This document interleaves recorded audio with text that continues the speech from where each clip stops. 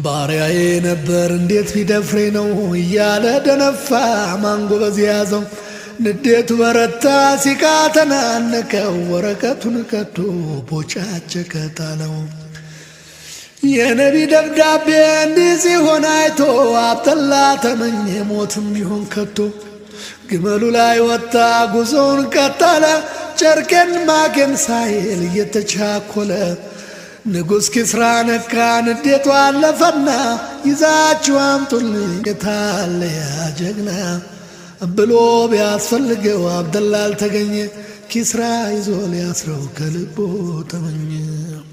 አብደላ አመለጠ ደርሶ ነብዩ ዘንድ ሁሉን አስረዳቸው ዘርዝሮ አንድ ባንድ።